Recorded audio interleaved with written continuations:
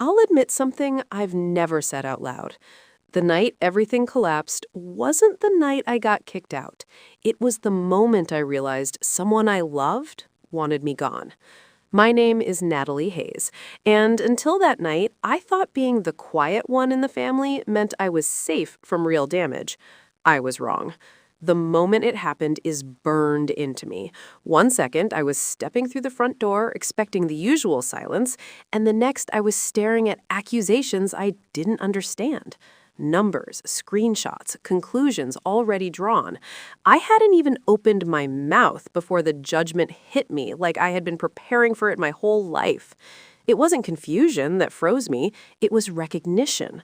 A part of me had always sensed that if anything went wrong in our house, the blame would land on me first. I remember standing there, watching it all move too fast, the certainty in his eyes, the satisfaction in hers, the way the decision felt rehearsed.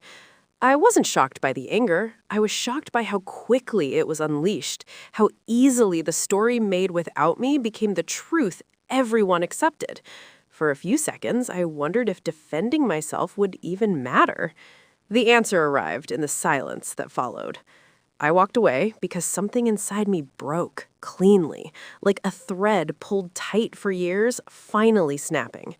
Before I tell you what he said and what happened after I stepped into the night, tell me where you're watching from and what time it is for you. I want to know how far the story reaches before everything else unfolds. And here's the part that still burns. What I did next changed more than just that night. It changed all of us. It didn't take long for the pieces of my family to show me how they fit together, even if I only understood it clearly in hindsight. Our house had a rhythm, and most days it felt like I was moving through it quietly, while everyone else spoke a language I was never taught. I didn't resent it. I simply learned to read the silences and adjust myself around them. That was how life worked in the Hayes family, at least for me. My sister, Brooke Hayes, existed at the center of everything without ever seeming to notice she did. When she entered a room, conversations shifted toward her grades, her plans, her future. Not because she demanded it, but because my parents naturally tilted in her direction. My dad had a way of watching her that suggested he saw a reflection of himself in her confidence, her certainty, her habit of taking up space.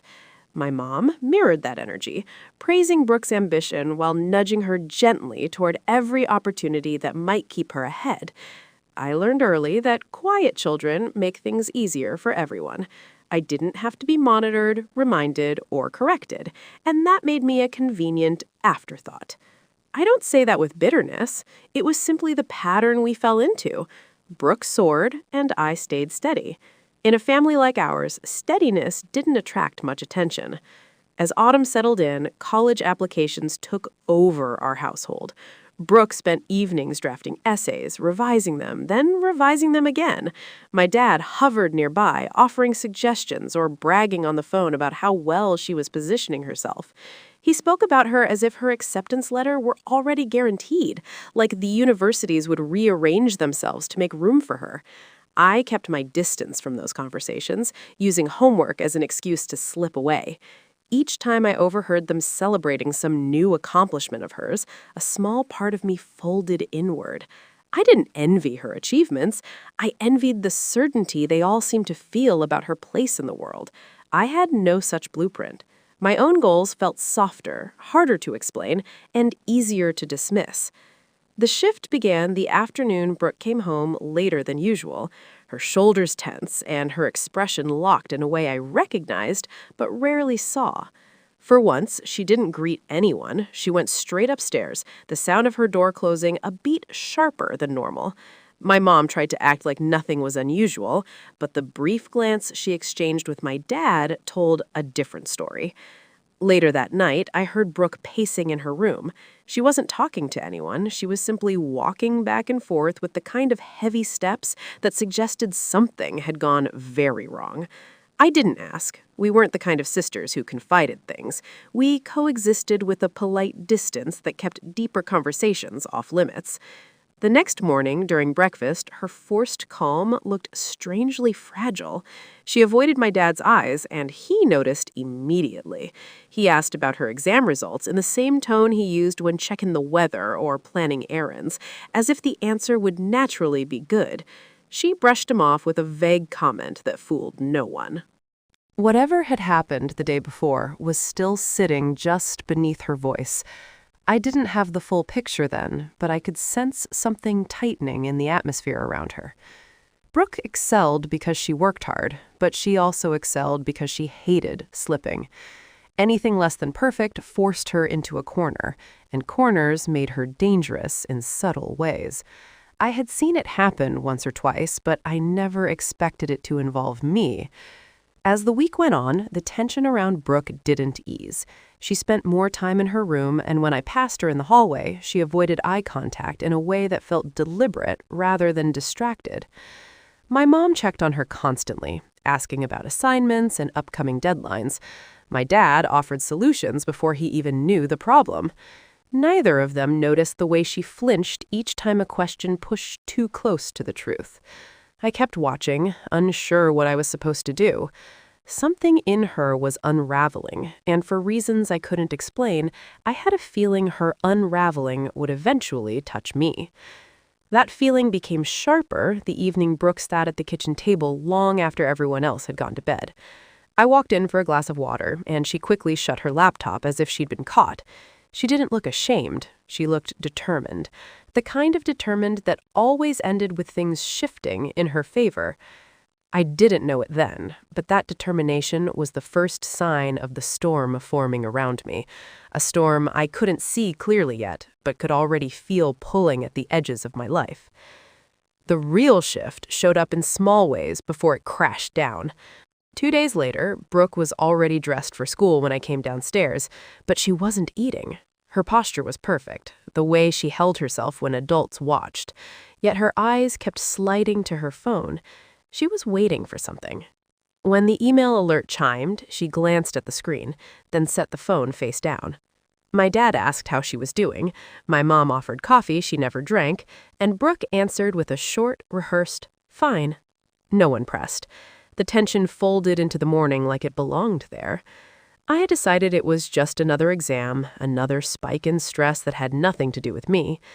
That afternoon, walking past the guidance office, I caught a glimpse of Brooke inside with the counselor.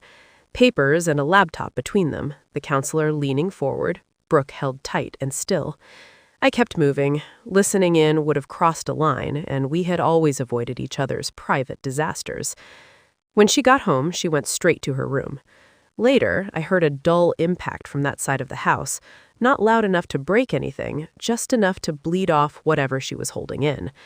Whatever result she had gotten, it had fallen short of the standard people in our house treated as non-negotiable. That night at dinner, my mom mentioned a short training out of town. 2 nights away, maybe 3. My dad joked about frozen meals and laundry. Everyone smiled, and Brooke stared at her plate, turning her fork in slow circles. No one asked why she was quiet. The next evening, I walked into the living room to grab my charger and saw Brooke on the couch with her laptop. Columns of numbers filled the screen, the layout familiar enough that I knew it was some kind of account history. At first, I assumed she was checking tuition estimates. Then I saw her highlight a line, copy it, and paste it into a blank document. I stopped in the doorway. She didn't react. Her expression was calm in a way that made my stomach knot.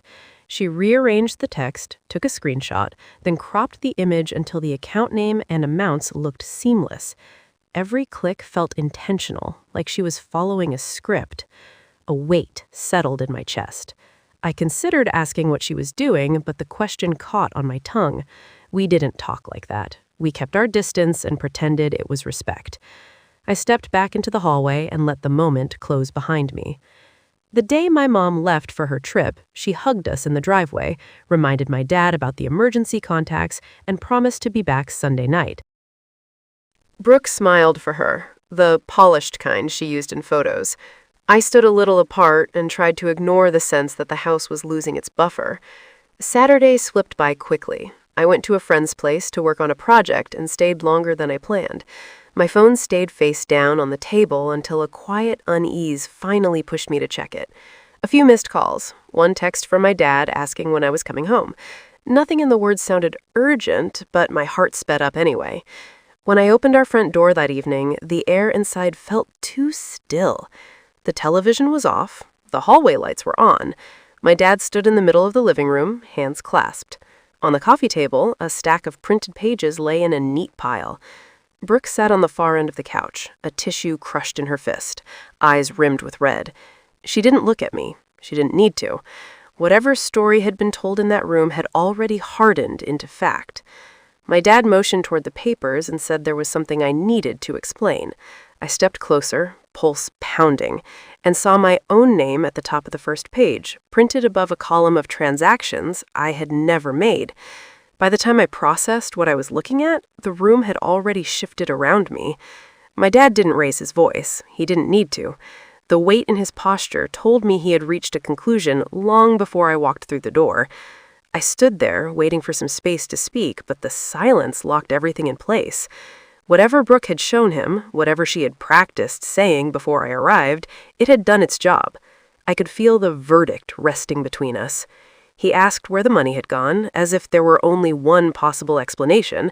I tried to answer, but the questions came in quick succession, each one built on the last. The words blurred into a rhythm I couldn't interrupt. Brooke never looked up. She held her tissue like a prop, her shoulders trembling just enough to look believable. Watching her, I felt something unfamiliar rise in my chest. Not anger, not confusion, but a hollow disbelief that someone so close to me could seem so small and unreachable. I don't know how long I stood there trying to defend myself. The room drifted between sharp focus and dull haze.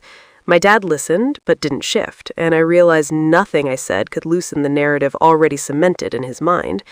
When he finally cut off the conversation, the finality in his tone left no space for appeal. I felt myself nod, even though I didn't understand what I was agreeing to. Later, at Jenna's house, the shock settled differently. She opened her door before I could knock twice, eyes scanning my face as if she could see everything that had just happened.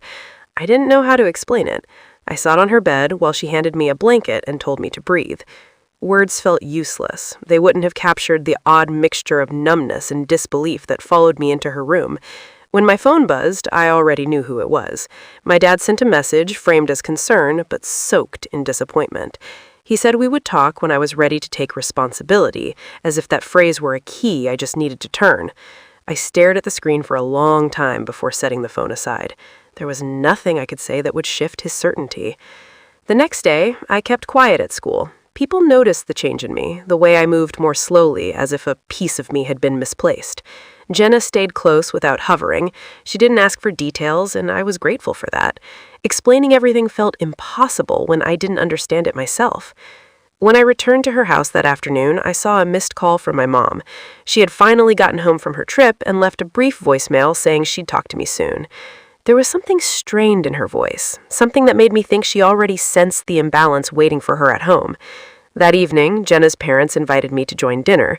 I tried to eat, but every sound felt too loud. I excused myself and stepped outside for some air.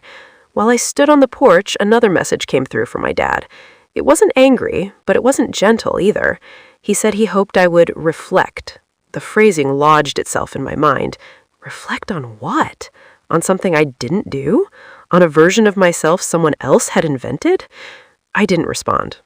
Later that night, Jenna sat beside me on the floor and quietly sorted through her sketch supplies. She didn't offer advice or reassurance. She didn't try to fix anything. Just being near someone who didn't look at me with suspicion softened something tight in my chest. The next morning, I woke to a text from my mom asking if I could talk later. No explanation, no urgency, just a request. I didn't know what she had walked into or what version of the story she had heard before she called me. I only knew I couldn't handle another conversation built on assumptions. By the time evening came, my phone buzzed again. This time, I hesitated before checking it. The message was short, only a few words, but something about it made me sit up straighter. My mom wanted to see me alone. The message from my mom stayed on my screen longer than it should have, as if reading it again might reveal something hidden between the words. I didn't know what she expected from the conversation, but there was a steadiness in her tone that set it apart from everything my dad had sent. I told Jenna I needed to meet her, and she offered to drive me, no questions asked. When we pulled into my driveway, the house looked unchanged, but something in me tightened. I walked to the porch slowly, aware that every step carried the weight of whatever waited inside. My mom opened the door before I could knock. She didn't hug me. She just stepped aside and let me in, her expression too controlled to read. She led me to the dining room, where the table had been cleared, except for a small notepad and a pen placed neatly beside it. I sat across from her, unsure how to start. She didn't speak right away. For several seconds, she studied me, as if trying to understand a story written in fading ink. When she finally asked me to tell her what happened, the request was simple, not loaded, not framed like an accusation. I recounted the evening as best I could. How I walked in, how my dad confronted me, how Brooke sat apart from everything, yet somehow orchestrated it all. I didn't embellish or soften anything. I kept my voice steady because falling apart wouldn't serve me now. My mom listened without interrupting. She didn't defend anyone or try to offer explanations. When I finished, she let out a slow breath and looked down at the note she had taken. The silence stretched, but not uncomfortably.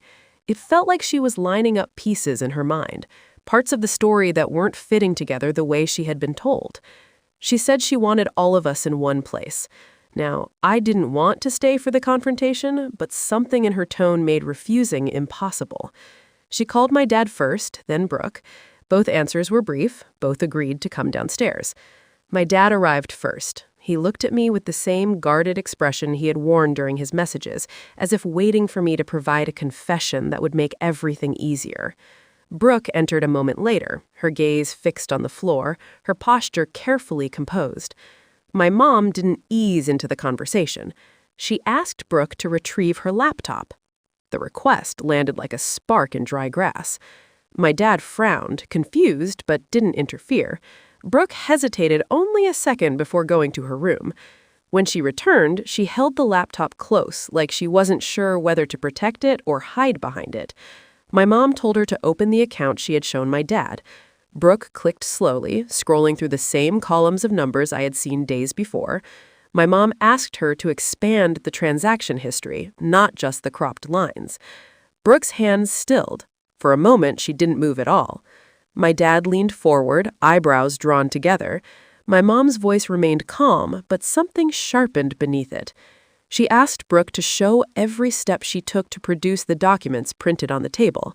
Brooke didn't look at me. She didn't look at either of them. Instead, she minimized the window, then reopened it, then hovered over a folder she didn't click. The silence pressed down on us until my mom finally asked her again, more firmly this time. That was when Brooke broke. Not dramatically, not loudly, just a small collapsing sound in her breath as she closed the laptop entirely and set it on the table with both hands. She admitted she created the screenshot.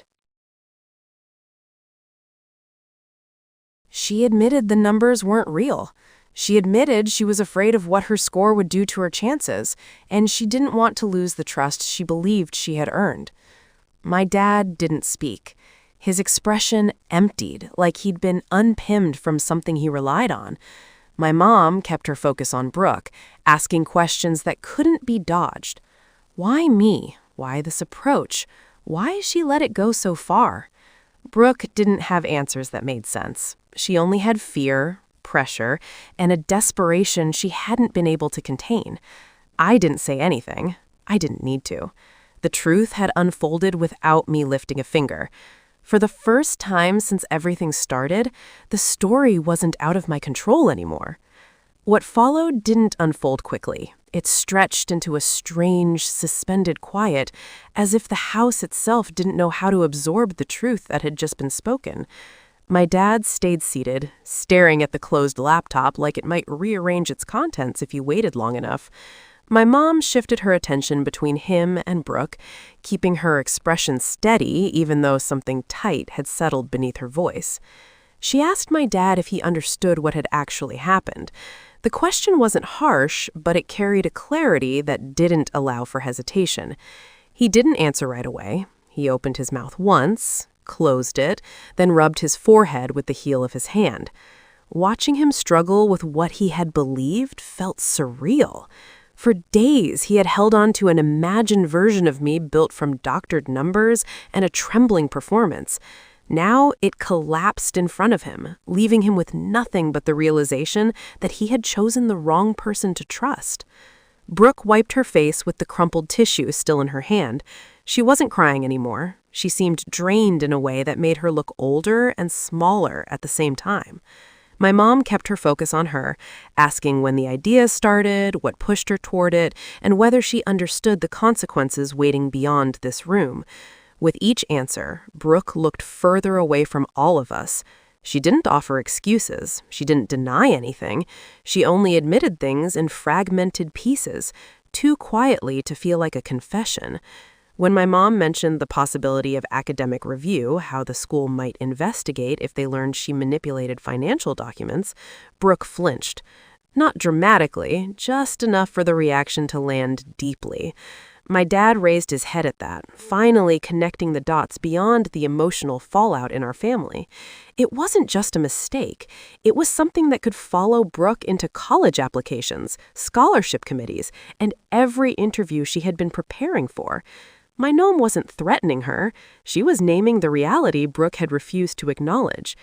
I sat still through all of it. I didn't interrupt. I didn't tear into Brooke, even though part of me wanted to ask why she chose me, why she let fear twist into something so calculated. My questions wouldn't have changed anything. They would have only fed the disaster already unraveling in front of us. My dad finally looked at me. The weight of his stare made it difficult to breathe. He didn't apologize. Not then, not in that moment. What he offered instead was a quiet, unsteady acknowledgement that he had made a mistake. It wasn't enough, it wasn't close, but it was the first time in days he looked at me without suspicion. My mom ended the conversation before it spiraled further. She said we all needed space and that this wasn't something resolved in a night. Her tone left no room for argument. She asked my dad to help clean up the papers. She told Brooke to stay downstairs until she returned. Then she gestured for me to follow her to the hallway. Once we were out of sight, she asked if I was staying at Jenna's again or if I wanted to come home. I didn't know how to answer. The house didn't feel like a place that could hold me safely yet, but I wasn't sure staying away was better. I told her I needed time to think. She nodded, not pushing, not assuming she had earned the right to demand anything of me. When I stepped outside, the air felt colder than I expected. Jenna waited in her car with the engine running. I slid into the passenger seat, and she didn't ask what happened. She only glanced at me once, as if checking whether I was intact enough to make it through the night. Back at her house, I lay awake for hours, replaying the confrontation. Brooke's voice, my dad's silence, my mom's control, all of it spiraled in my mind without settling. I should have felt vindicated. I should have felt relieved. Instead, the truth left a bruise in a place I couldn't name. The damage Brooke created didn't vanish with her confession. It lingered, sharp and sprawling, shaping everything that came next in ways none of us could take back. 3 months passed before anything in my life resembled routine again. The shock had faded, but the impact of those days continued to shape everything beneath the surface. Nothing in our house erupted anymore. The quiet itself became the reminder of what had happened. A thin, fragile layer stretched over damage none of us knew how to address. I started meeting with Dr. Robert Lane every other week. My mom arranged it after realizing that giving me space wasn't enough. I didn't fight the idea. Sitting in his office felt different from sitting anywhere else. He didn't look at me like he was searching for a reason to blame me or a way to solve me. He listened without trying to redirect the story, letting me speak in my own rhythm. It was the first place where my voice didn't feel like an interruption. During one session, he asked whether I planned to rebuild trust with my family. I didn't know how to answer. Trust wasn't a project I could pick up and piece together. It felt more like something I had to relearn slowly, without promising anyone how long it would take. He nodded as if the uncertainty itself was a sign of progress. At home, my mom tried to keep things steady. She stopped forcing conversations and focused on small gestures, leaving dinner in the fridge when she knew I'd be late, checking in without hovering, offering help only when I asked.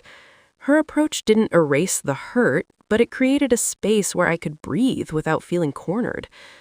My dad stayed quieter than usual. He no longer spoke with the confidence he once carried, especially around me. When we crossed paths, his greetings were careful, almost apologetic in their restraint. He tried to make himself available, lingering in the kitchen longer than necessary or asking if I needed anything before he left for work. But the attempts felt separate from the damage already done. I didn't shut him out, but I didn't let him all the way in either. There was no anger left, only distance, a natural consequence of what he had believed so quickly. Brooke, meanwhile, moved through the house like she was afraid of disturbing the air. She avoided dramatic apologies. Instead, she offered small ones, a hesitant acknowledgement in passing, a quiet admission in the hallway, brief but sincere. She didn't ask for forgiveness. She didn't pretend we could go back to how things were. She simply tried to exist without creating new harm. Her grades recovered slowly, but her reputation at school didn't bounce back as easily. Rumors traveled, and the academic review my mom had warned about became a real concern. The fallout didn't destroy her future, but it carved a scar into it. She had to work twice as hard to regain trust she once took for granted.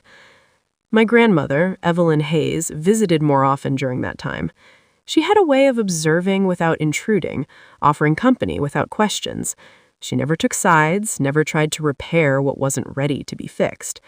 Her presence was steady in a way the rest of the family wasn't. Life didn't return to its old shape. It simply shifted into something unfamiliar, but manageable. I still spent nights at Jenna's house sometimes, not because I needed to escape, but because the space felt neutral. My parents didn't push back. They understood that one conversation or confession couldn't rebuild the foundation that had cracked beneath us. The night everything changed, the night I walked out into the rain without defending myself, replayed in my mind sometimes, but not with the same intensity. It became a reference point rather than a wound. I didn't feel proud of how I handled it, but I understood why I reacted that way. When trust collapses so quickly, silence can feel like the only shield you have left. I never held on to the idea of a perfect reconciliation. We didn't reach one. What we found instead was a fragile kind of coexistence shaped by honesty we had avoided for years. Some distances remained, some conversations stayed unfinished, but there was movement. Slow, imperfect, but real. One evening, after a session with Dr. Lane, I sat alone in the living room. The house was quiet, the same quiet that once felt threatening, but this time it didn't press down on me. It simply existed. I realized then that healing wasn't about returning to who we were before. It was about learning to stand in the present without carrying every broken piece like proof of what went wrong. I didn't forgive Brooke completely. I didn't blame her entirely either. People make terrible choices when they're cornered by expectations. Understanding that doesn't erase the harm, but it keeps the harm from defining you. As for my dad, I still kept a gentle distance. Trust would grow slowly, if at all, but I wasn't closing the door on the possibility. And me? I learned something I never expected, that walking away isn't always the moment you lose something. Sometimes it's the moment you reclaim yourself. So now I'm curious. If you were in my place, facing family betrayal, pressure, and the possibility of rebuilding, would you try to forgive, or would you walk your own path and leave the past where it fell? Thank you for listening to my story. I'd really like to hear yours.